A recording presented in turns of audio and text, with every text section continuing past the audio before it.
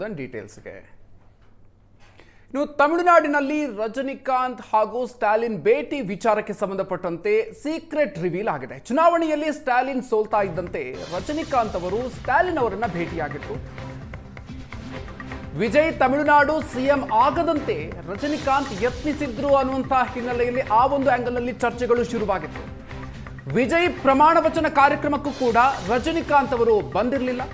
So ಈಗ ವಿಜಯ್ ಹಾಗೂ ರಜನಿಕಾಂತ್ ಮಧ್ಯೆ ಸ್ಟಾರ್ ಪಾಲಿಟಿಕ್ಸ್ ಶುರುವಾಗಿದೆ ಅನ್ನುವಂತಹ ಚರ್ಚೆಗಳು ಕೂಡ ಜೋರಾಗಿರುವಂತಹ ಸಂದರ್ಭದಲ್ಲಿ ಈಗ ತಲೆಯುವ ರಜನಿಕಾಂತ್ ಎಲ್ಲ ಊಹಾಪೋಹಗಳಿಗೆ ಕೂಡ ಫುಲ್ ಸ್ಟಾಪ್ ಹಾಕಿದ್ದಾರೆ.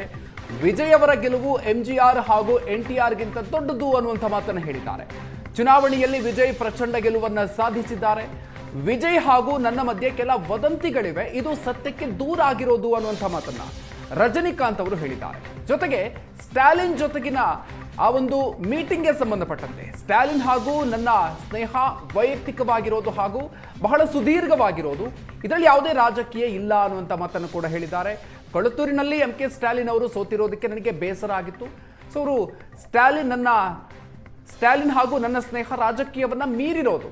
ಸೊ ಆ ಒಂದು ಹಿನ್ನೆಲೆಯ ಆ ಒಂದು ಸೋಲಿನ ನಂತರ ಅವರನ್ನು ನಾನು ಭೇಟಿಯಾಗಿದ್ದೆ ಅನ್ನುವಂಥ ಮಾತನ್ನ ರಜನಿಕಾಂತ್ ಅವರು ಹೇಳಿದ್ದಾರೆ.